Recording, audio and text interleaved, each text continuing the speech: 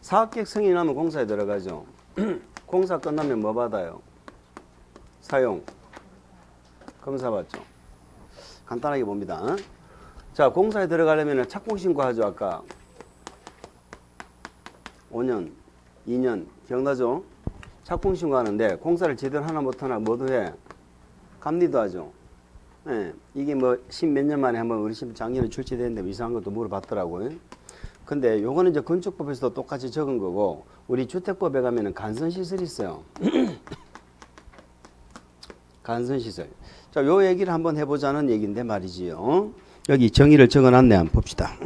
간선시설이란 도로, 상하수도, 전기시설, 가스시설, 통신시설, 지역난방시설 등 주택단지 괄호밖에 안의 기관시설을 주택단지 밖에 있는 같은 종류의 기관시설에 연결시키는 시설을 말한다. 연결 동그라미. 간선시설은 한마디로 안과 밖의 기관시설을 말하는 거다. 연결하는 게 간선입니다. 연결. 그러면 우리 그 도로, 상하수도, 전기가스, 통신, 지역난방시설 있죠? 요거는 기관시설이라고 합니다. 기관시설. 그러니까 단지 안의 기관시설을 단지 밖의 기관시설과 뭐 한다? 연결한다. 이런 얘기예요. 그 작년 시험에 그렇게 물어봤죠. 작년 시험에 도로, 상하수도, 전기가스, 통신, 지역난방시설은 간선시설이다. X 이거는 무슨 시설이다? 기관시설이다. 간선은 안과 밖의 기관시설을 뭐 하는 것이다? 연결하는 것이다. 단지 안과 밖에 전기, 통신, 가스를 연결해야지 살 거 아닙니까? 연결하는 게 간선이에요. 도로를 연결하고 상하수도를 뭐하고? 연결하고. 연결하는 게 간선이다. 이해가 갑니까? 그런데 다만 동그라미. 가스, 가짜의 동그라미. 통신, 통짜의 동그라미. 지역난방시설, 지자의 동그라미. 요 세 놈은 단지 안의 기관시설을 뭐한다?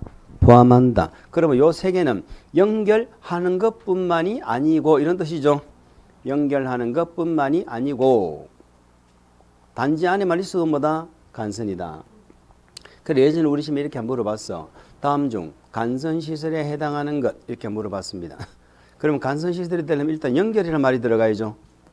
연결이라는 말이 안 들어가려면 가, 통, 지 요 세 개 중 한 개가 나와야 되는 거야.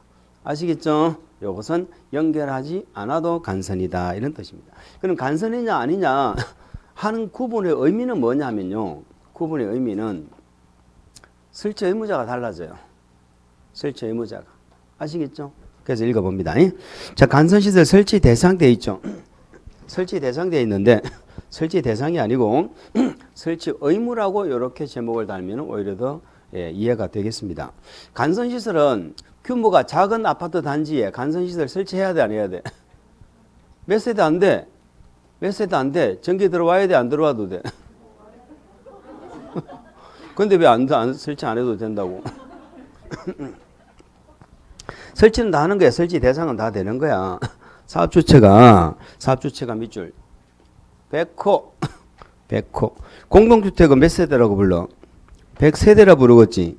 그죠? 100호, 100세대 이상의 주택건설 사업을 시행하는 경우 이렇게 돼 있죠. 대지는 얼마? 16,500 이상의 대지조성 사업을 시행하는 경우. 뭔가 좀 잘못된 것 같은데. 밑에 참고 학습 보세요. 참고 학습 돼. 단독주택은 100호죠. 공동주택은 100세대죠. 근데 리모델링은 늘어나는 세대수, 증가하는 세대수가 100세대가 돼야 되는 거야. 아시겠죠? 증가하는 세대수가.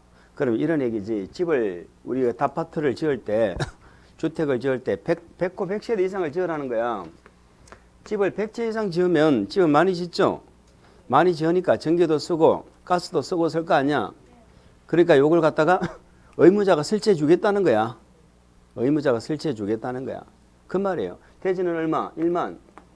16,500제곱미터 이상의 대지를 조성하면 요거는 의무자가 간선시설을 설치해 주겠다는 거야. 근데 100세대 이상 지으면 설치해 주는데 리모델링은 어때요? 증가하는 게 100세대 이상일 때 얘기인 거예요. 아시겠죠? 증가할 때. 기존 세대수가 아니고 증가하는 세대수가 100세대 이상이면은 간선시설을 의무자가 설치해 준다 그런 뜻입니다. 그러니까 우리 참고학습의 제목도 그 의무적으로 간선시설을 설치하는 건데 그건 의무적으로 의무자가 간선시설을 설치하는 대상이 100호 100세대 대지는 얼마? 16,500 이렇게 된 거야. 아시겠죠? 그 정도 참고하자. 올라갑니다. 다시 올라가서 읽어봅시다. 그러면 사업주체가 100호, 옆에 100세대는 무슨 의미다? 공동주택을 의미하는데 리모델링은 늘어나는 세대수 기준 이렇게 이해하면 되겠죠? 그때는 다음에 해당하는 자, 두 번째 줄, 다음에 해당하는 자 괄호 묶으세요. 다음에 해당하는 자, 그 자가 설치 의무자가 되겠습니다. 다음에 해당하는 자는 각각 해당 간선시설을 설치하여야 한다. 자, 다만 일에 해당하는 시설로서 사업주체가 건설계획이나 대주동 사업계획에 포함해서 설치하려고 한다 할 때는 그러하지 않다 되어 있는데 뭐 그건 의미 없고 일단 도로 상하수도 이거는 누가 의무자다? 지자체가 의무자입니다. 도로 상하수도는 누가 설치해줘? 지자체가 해줍니다. 그럼 나머지 도로 상하수도만 기억하면 돼. 나머지 보세요. 전기, 통신, 가스, 지역 난방 있죠? 나머지는 다 공급하는 자가 설치를 해준다는 거예요. 공급자. 그러면 전기 같으면 누가 공급자야? 한전. 통신, 그죠? 통신, KT나 이런 자들이 되겠죠. 가스 시설, 지역 난방 시설. 아시겠죠? 공급하는 자가 의무자다. 우리 주택급에서는 아파트 단지 안에 우체통은 누가 만들어줘? 우체통은 누가 만들어줘? 적어놨네. 국가가 해준다고. 국가가 나한테 뭐 해줬어 이런 소리 하지 말라고 우체통 해줬단 말이야. 우리 아파트 우체통. 국가가 뭘 해줘? 우체통 해주지. 전기, 통신, 가스, 난방은 누가 해줘? 공급하는 자가 해줘. 공급하는 자가. 도로 상하수도는 누가 해줘? 그런 얘기지. 이게 설치 의무자야. 근데 만약에 100호가 안 돼. 대지가 16,500이 안 돼. 그럼 의무자가 해줘 안 해줘? 안 해줘. 그럼 100호가 안 되는 아파트 단지 안에는 전기 필요 있어 없어? 있어요. 그 누가 해야 돼? 사업주체가 해야 되는 거야. 사업주체가. 아시겠죠? 그러니까 기왕 지으려면 100호 100세대 이상으로 하라고. 대지 16,500 이상으로 하라고. 그래야지 의무자가 해준다는 거야. 이 돈만 해도 엄청날 거 아닙니까? 그리고 언제 전기 많이 쓰겠네? 그럼 내가 해줄게 이런 뜻이야.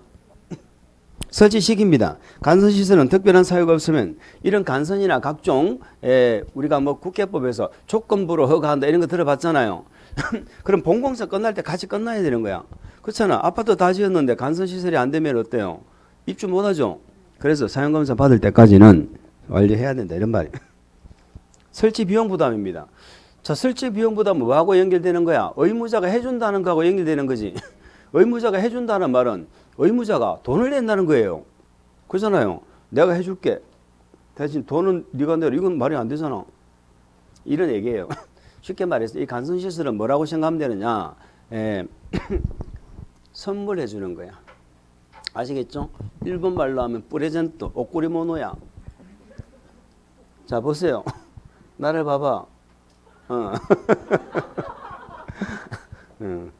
아주 잘생긴 남자 같다.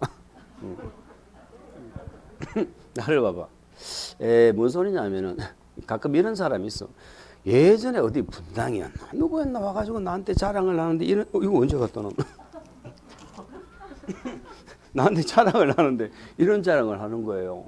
학교 가면 자기 신랑이 외제차로 바꿔주겠다고 얘기를 했대. 지금은 뭐 차를 타고 있는데 바꿔주기로 약속했다는 거야. 외제차로. 참. 그래서 자기 보고 자기 학교 가겠냐고 물어보더라고. 그래서 내가 뭐라 했겠어요. 차 더 타도 되겠는데 이렇게 얘기했단 말이에요. 차 좀 더 타세요 이렇게 얘기했어. 도저히 안 되겠다. 이거 합격은 안 될 것 같은데 그런 소리 안 될 것 같으니 그런 소리 했을 거 아니야. 그래서 차 더 타라고 이렇게 얘기를 해줬어요. 근데 가끔 이런 시험에 합격하면 차를 사줄게 이런 뭐 약속을 하는 모양이야. 차를 사줄게. 근데 뭘 사주려고 하느냐? 기왕 선물 사줄 것 같으면 내 마음에 드는 거 사줘야 될 거 아니야. 마음에 드는 거. 근데 요즘에 제일 싼 차가 뭐죠? 모닝? 모닝이야? 그 모닝을 사주려고 하는 거야. 근데 나는 모닝 싫어. 모닝이 1,000만 원이면 나는 2,000만 원짜리 차를 타고 싶은 거야. 이런 거예요. 그럼 내 차 사줄게 이러면 내가 차를 만들어주는 게 아니라 내가 돈을 대주는 거잖아. 그러니까 설치 비용 부담은 누가 하는 거야? 밑줄. 의무자가 부담하는 거야. 이 경우 지자체가 자 괄호 묶어주세요. 지자체가 도로 상가수 설치하는 간선시설 설치 비용은 돼 있죠. 도로 상가수도 밑줄. 도로 상가수도는 누가 설치하는 거야? 지자체가 하는 거잖아. 그럼 지자체가 돈이 없어. 이래가지고 도로 상하수도를 못 해주면 입주를 못 하지. 이거는 국가가 보조를 해줄 수 있다 이 말이에요. 아시겠죠? 몇 프로 범위 안에서.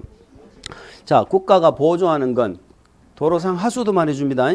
그거 누가 설치해 무자니까? 지자체. 각종 공사가 하는 건 그 보조하는 거 아니야. 공사 돈으로 해야지 그건 당연히. 자, 문제예요. 거기 뭐 4번 보세요. 전기시설을 지중설로 설치하는 거야. 가로 묶어서 지중설로. 이게 2천만 원짜리 차야. 2천만 원짜리 차가 뭐지? 자, 모닝하고 그럼 소나타를 두 개 이야기를 하자. 그러면 신랑은 지금 모닝을 사주려고 하는 거야. 아시겠죠? 근데 나는 모닝이 싫어. 나는 소나타 타고 싶어. 돈이 2배로 들어. 그럼 지중선로로 요청했다고 그랬잖아. 이게 소나타야. 다시 말해서 전기줄을 연결시키는데 전기 단선시설을 연결시키는데 그냥 공간선로로 연결시키면 비용이 얼마 안 들어. 근데 선물 받는 사람이 이렇게 얘기하는 거야. 기왕 설치하는 거 땅속에 묻어줘. 깔끔하게. 이렇게 한다는 거지. 돈이 2배가 들어. 그럼 그 돈 누가 부담할 거냐 이런 얘기야 지금. 만약에 공간선로를 설치하면은 당연히 의무자가 설치해 주는 거죠. 근데 지금 2배로 드는 돈을 요구를 하고 있잖아. 이 돈을 누가 들었냐 부담하느냐 요거 공부하는 거야. 누가 부담해야 되겠어. 반반씩 부담한다 이 말이에요. 반반씩. 아시겠죠?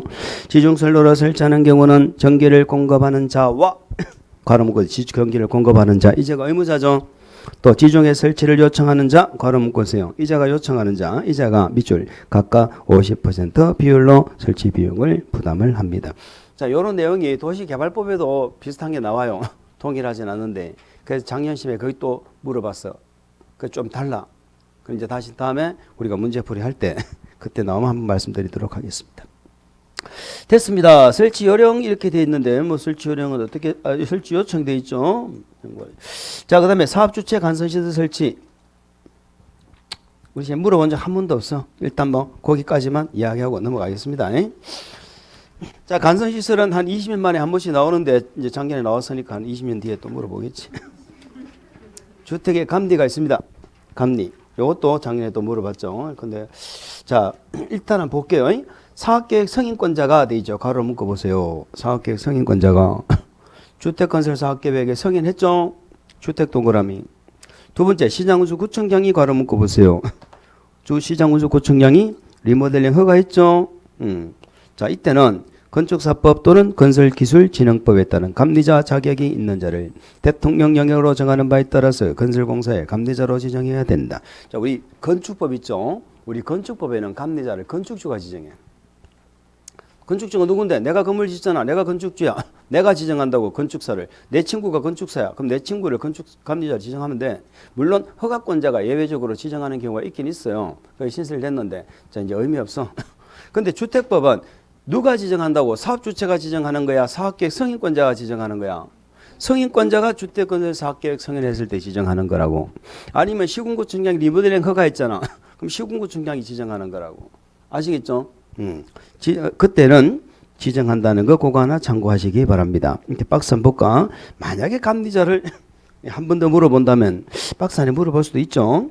300세대 미만 밑줄, 300세대 이상 밑줄. 다음 은안에 해당하는 자를 감리자로 지정한다는 얘긴데요. 가나에 보면 가가 뭐가 있어? 건축사, 사무소, 개설신고를 한 자, 밑줄. 그게 건축사야. 개인 건축사. 두 번째, 건설기술 용역업자 돼 있죠? 용역사업자. 얘가 감리 전문업자야. 감리 전문 회사야. 그러니까 300세대 미만은 개인인 건축사를 감리자로 지정해도 되고 전문업자를 감리자로 지정해도 되고 아무나 지정해도 된다 이 말이에요. 미만은. 그런데 300세대 이상이죠. 이상은 개인은 돼 안 돼? 안 된다 이 말이거든. 그거 하나 참고합니다. 감리는 믿는 거예요 못 믿는 거예요? 못 믿어서 하는 거지 못 믿어서. 그래서 이번에 지정 예외는 국지공이 사업주체라면 감리자 지정한다 안 한다? 안 한다는 거야. 안 한다. 그리고 우리 그 도시형 생활주택 있죠? 거기도 밑줄 한번 줘보세요. 도시형 생활주택은 여러 가지 혜택을 주는데 그 중에 한 가지가 감리를 주택법으로 안 합니다. 얘는 건축법으로 감리합니다. 건축법은 건축주가 지정한다면 그렇게 참고 참고만 하세요. 사정방문 새로 신설된 건데 뭐 참고하시기 바랍니다. 자, 넘기세요. 사용검사를 간단하게 한번 볼까? 사용검사가 무슨 내용이 있나? 자, 제가 이런 말씀을 드렸어요. 허가를 받았으면 허가받은 자에게 뭐하고? 검사받고.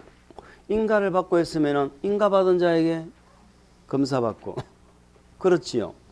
그런데 예외가 딱 하나가 있어. 그게 우리 주택법이야. 주택법은 사업계획에 뭘 받았어? 승인받고 공사하죠. 그러면 승인권자가 원칙이 누구였지? 누구? 시도의사도 있고 누구 빼고 다 나왔어? 구청장. 예외적으로 누구도 승인했어? 국장도 했어. 그러면 우리가 그 이론에 따르면 얘들한테 검사를 받아야 될 거 아니야. 그런데 주택법은 달라요. 주택법만 달라, 쉽게 말해서. 그러면 얘가 승인을 했지만은 검사는 누가 한다고? 시장 군수구청장이 합니다. 아까 승인권자는 구청장 안 나왔잖아. 근데 검사는 구청장이 해. 국장이 승인했죠. 이럴 때는 국장이 해. 물론 시도의사에게 위임이 돼 있지만 우리는 그냥 국장이 승인하면 국장이 하는데 얘들이 승인했을 때는 자기가 승인권자와 검사권자가 같지가 않아요. 시군구가 원칙적인 사용검사권자다 하는 걸 먼저 기억을 좀 해줍니다. 아시겠죠? 그래서 원칙 시군구 예외 국장. 자, 사업주체는 사업계획 승인을 받아 시행하는 주택건설사업 대지조성사업을 완료한 경우는 완료 동그라미. 주택대지에 대해서 국토부령으로 정하는 바에 따라 시군구에 뭘 받는다? 사용검사를 받는다. 자, 사용검사는 원칙은 언제 받는 거야? 공사가 완료되었을 때. 그게 원칙입니다. 그 완료에다가 원칙이라고 적어주세요. 자, 국가한국토지주택공사가 사업주체인 경우와 국토부 장관으로부터 사업계획 승인받은 경우 돼 있죠. 사실은 그게 중복되는 의미야. 651페이지 오른쪽 페이지 표 보는 거예요. 자, 그러니까 결국은 국토부 장관이 승인을 받는 거, 검사를 받는 건 국토부 장관이 승인했다 이 말입니다. 아까 국가하고 한국토지주택공사 국장이 승인했잖아. 그래서 시도의 원칙은 누가 검사권자인데? 시군구가. 국장이 승인하면 누가 검사권자라고? 국장이다. 이렇게 이해하시면 됩니다. 다만 돼 있죠. 분할 시행의 사업계획 승인을 받은 경우는 완공된 주택에 대해서 밑줄 완공된 주택에 대해서 공구별 동그라미 공구별 아까 공구별로 분할 사용검사 받는 겁니다. 그 다음에 사업계획 승인 조건 미이행 등 대통령령으로 정하는 다음의 사유가 있는 경우는 공사가 완료된 주택에 대해서 동별 동그라미 사용검사를 받을 수 있다. 자, 사용검사는 원칙은 공사 전부가 뭐가 되었을 때 완료. 예외는 공구별로 받을 수도 있고 동별로 받을 수도 있다. 공구별로 받는 거 왜 공구별로 받아? 사업계획 승인을 공구별로 받았잖아. 그러니까 검사도 공구별로 받고. 동별로 받는 거 왜 받아? 사업계획 승인 조건을 다 이행하지 못해가지고 동별로 받는 거야. 그래서 공구별로 받는 경우도 있고 동별로 받는 경우도 있다. 요거는 예외입니다. 그래서 다만 그거는 예외다라고 합니다. 아까 위에 완료의 원칙이라 적었잖아. 그럼 다만은 예외가 되는 거예요. 이해할 수 있죠? 자, 밑에 2번 내려갑니다. 사용검사권자는 사용검사 대상인 주택대지가 사업계획 내용에 적합해야 되겠죠. 당연히. 요게 이제 일부 개정이 이루어졌지만 어쨌든 뭐 적합하게 되고 그에 따른 사용검사는 밑줄 신청하고 며칠 이내 15일 이내에 검사를 한다는 걸 기억합니다. 우리 지난주에 건축법은 사용승인을 신청이 들어오면 며칠 이내 검사를 해서 합격하면 승인서 준다고 했어요. 7일이었잖아. 7일. 근데 우리 주택법은 검사를 며칠이나 한다고? 15일 이렇게 기억을 하세요. 자, 3번도 한번 얘기를 해볼까? 그냥 이렇게 한번 얘기해 볼게요. 여기서 얘기합시다. 사업계획 승인받으면 의제되는 거 많죠? 의제되는 거 많잖아. 자, 우리 주택법에는 뭘 받아? 사업계획 승인받아. 건축법에는 뭐 받아? 건축 허가 받아. 우리 국계법에는 뭐 받아? 국계법에는 개발행위 허가 받아. 우리가 지난주에 요건 했잖아. 건축 허가를 받으려면 개발행위 허가가 필수. 여기 두 개가 나야 된다고. 그리고 최종적으로 더 건축 허가보다 건축 허가는 모든 건축물에 해당되잖아. 근데 주택만 딱 놓고 봤을 때는 사업계획 승인이 범위가 더 넓어. 부대 복리까지 갖춰야 되니까. 그러니까 주택만 놓고 봤을 때는 사업계획 승인의 범위가 제일 넓고 그 다음에 건축허가 개발행위 이렇게 되는 거야. 그러면 사업계획 승인을 받았지요. 건축법에 건축허가 받은 것으로 본다. 국계법에 개발행위가 받은 것으로 본다. 이렇게 되는 거야. 건축허가 받으면 개발행위가 받은 것으로 본다. 거꾸로는 돼, 안 돼? 안 돼. 요 세 가지 관계 정도는 이해하자 이 말이야. 그러면 나는 서류 제출했지. 승인권자는 얘들 만나서 뭐 하지? 협의하지. 그러면 여 받으면 요런 거 받은 걸로 보지. 그럼 개발행위가 받으면 공사 끝나면 뭐 받아? 중공검사. 건축법에 공사 끝나면 뭐 받아? 사용승인. 사업계획 승인 받으면 공사 끝나면 뭐 받아? 사용검사. 그러면 사용검사 받죠? 그럼 또 이런 거 받은 걸로 보는 거야. 이런 거 받은 걸로 보는 거야. 그러면 얘가 또 얘들 만나서 뭐해? 협의. 아시겠죠? 똑같아. 자, 요거 빼고 그럼 건축법 얘기하자. 건축가 받으면 얘 받은 걸로 봐. 사용승인 받으면 얘 받은 걸로 보는 거야. 그럼 얘가 얘 만나서 뭐해? 똑같은 거라고. 이해가 됩니까? 그러면 법 조문을 읽어보면 사용검사를 받으면 사업계획 승인으로 의제되는 이런 게 의제되잖아. 의제되는 이런 허가 등에 따른 준공검사, 사용승인, 준공인가 등을 받은 것으로 본다 이 말이야. 얘를 받으면. 그렇게 적어놨는 거 한번 볼까? 3번. 사업주체가 사용검사를 받았을 때는 의제되는 인허가 등에 따른 이해갑니까? 위에를 말하는 거야. 의제되는 인허가 등에 따른 각종 사용검사, 준공검사 있죠? 사용승인, 준공검사, 준공인가 등을 받은 것으로 본다. 이해가죠?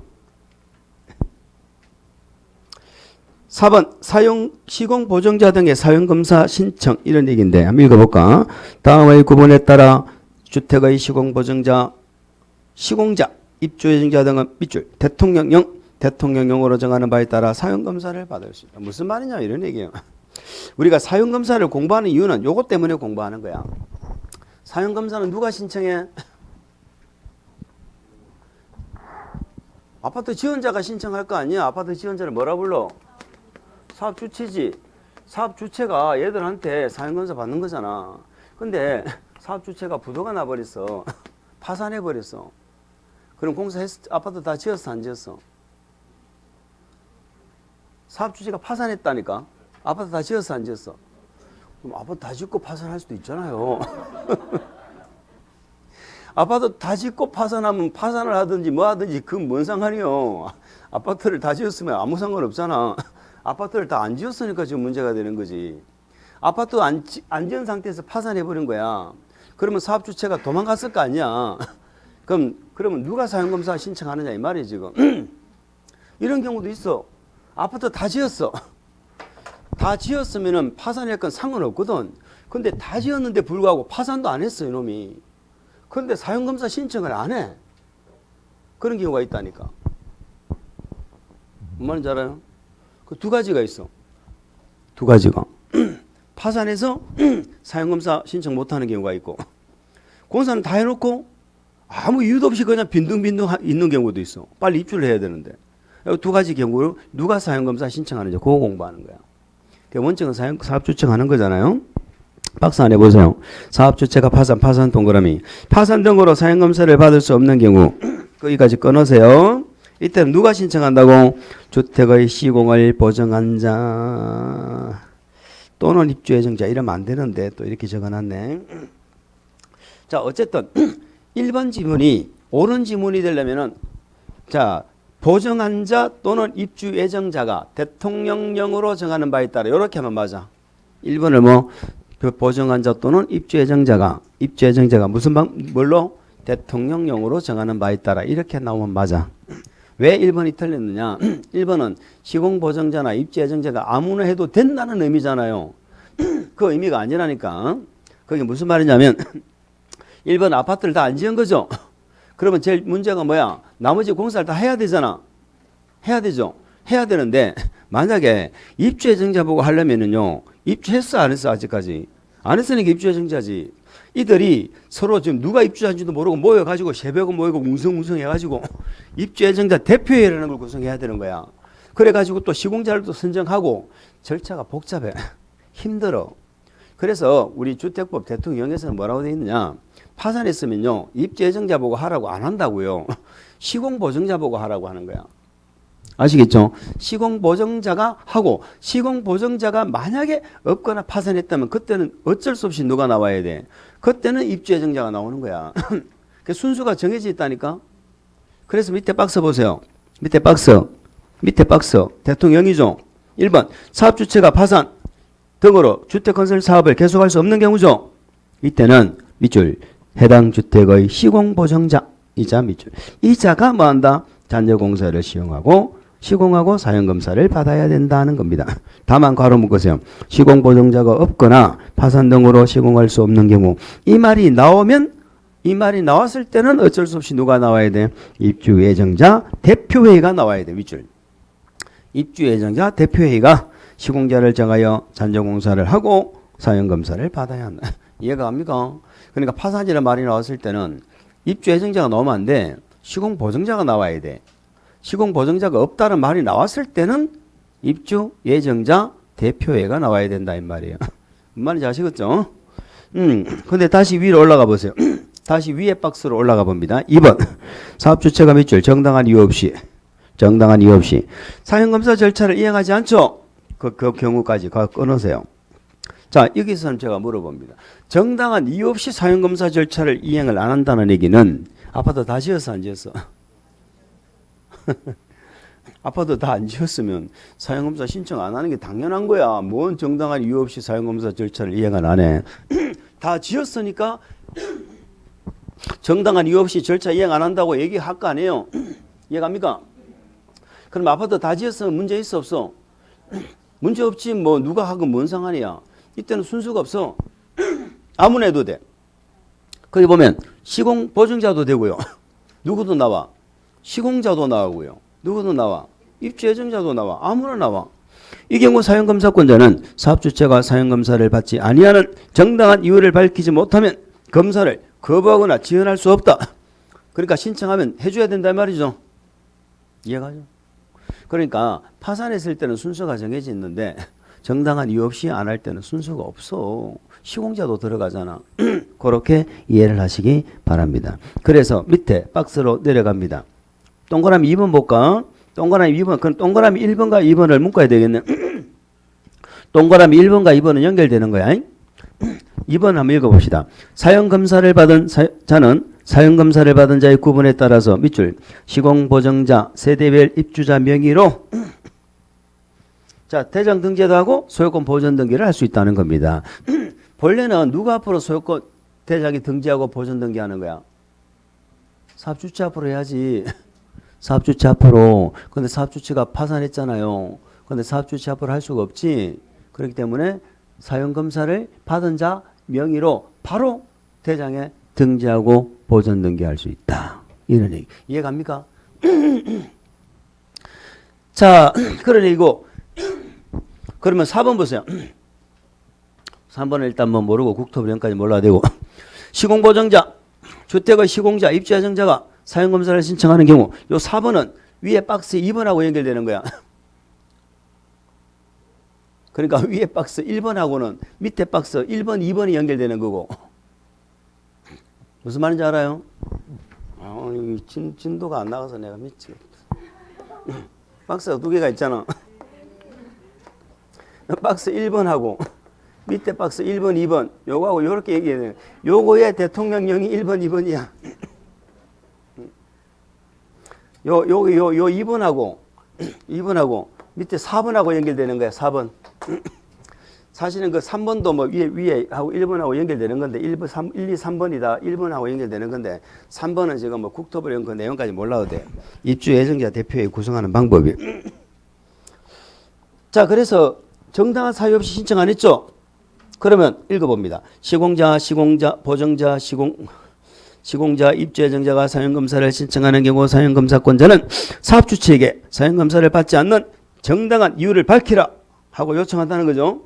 이 경우 사업주체는 7일 이내 의결을 제시해라. 뭐 이런 얘기 참고하시면 돼요. 됐습니다.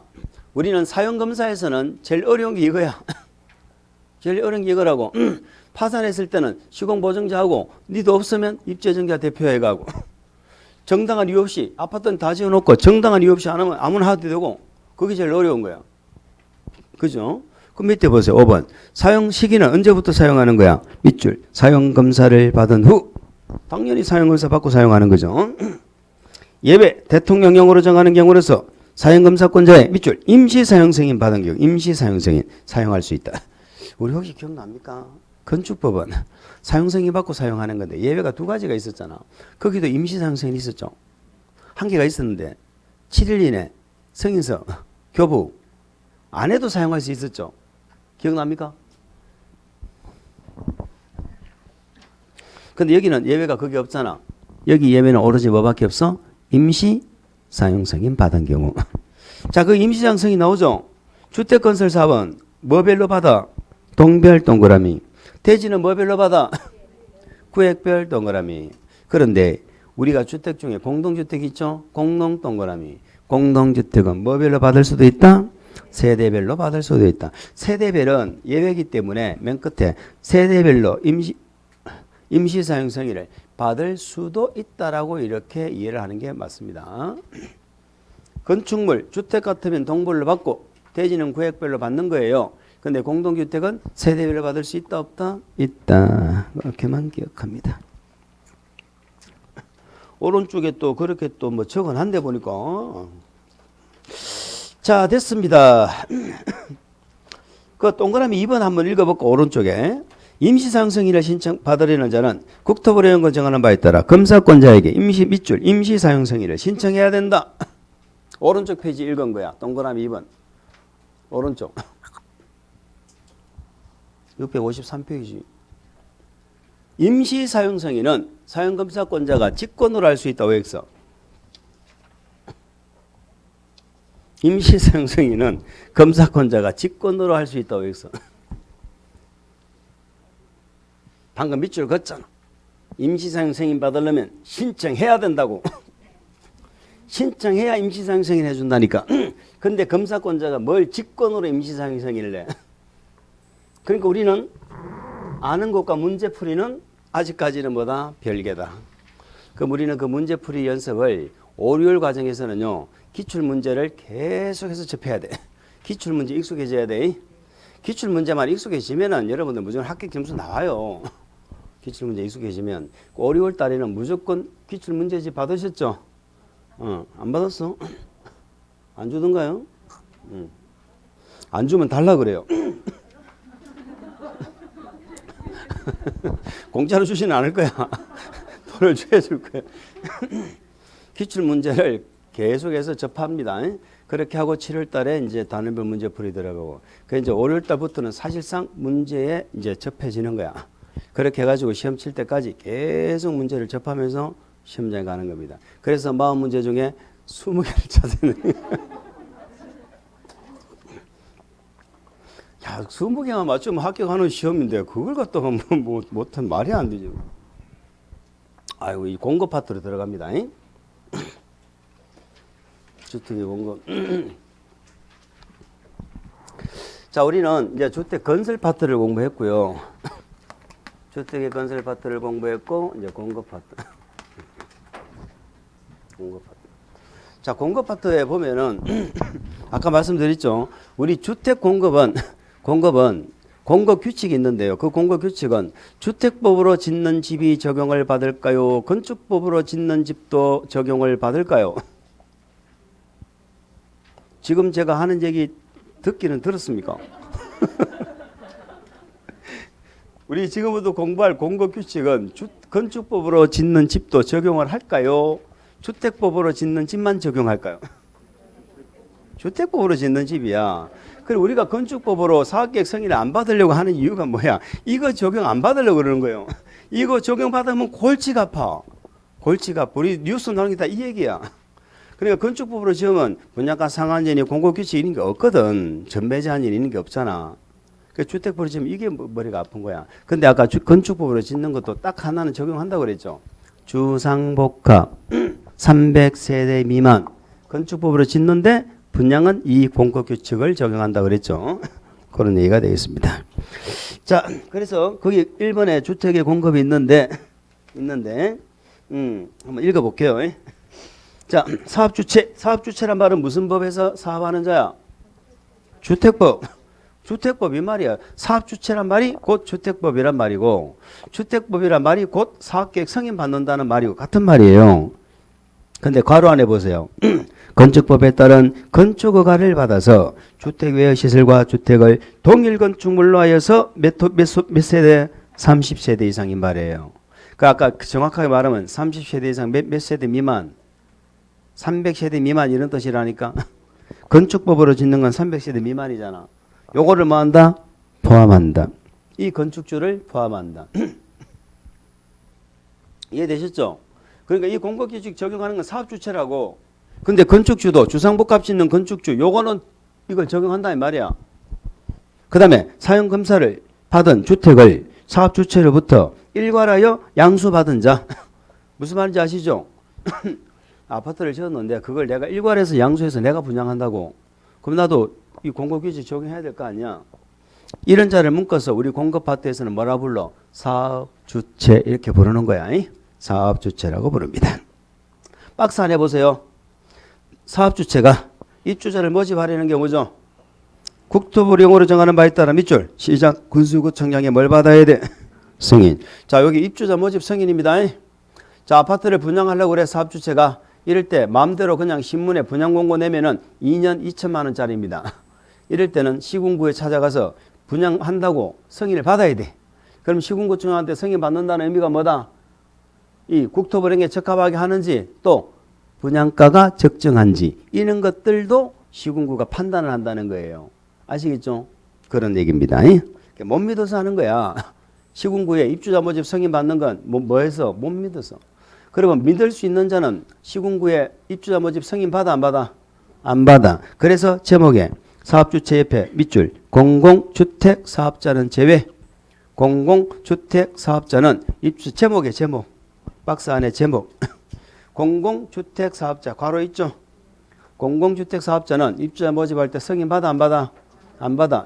공공주택 사업자가 누군지는 몰라도 돼. 국지공 정도는 공공주택 사업자라는 거 기억하세요. 그러니까 국지공, 국지공은 입주자 모집 승인 받아 안 받아? 안 받아. 이렇게 기억하세요. 2번 보세요. 사업주체가 건설하는 주택을 공급하려는 경우 국토부령. 자, 우리 공급규칙은 전부 국토부령이거든. 그럼 공급 파트에서는 계속 국토부령이라는 말이 나올 거예요. 그 국토부령의 이름이 뭐냐면 주택 공급에 관한 규칙이라는 겁니다. 그 공급 규칙은 우리 시험에서 안 다뤄지니까 국토부령 참고만 하세요.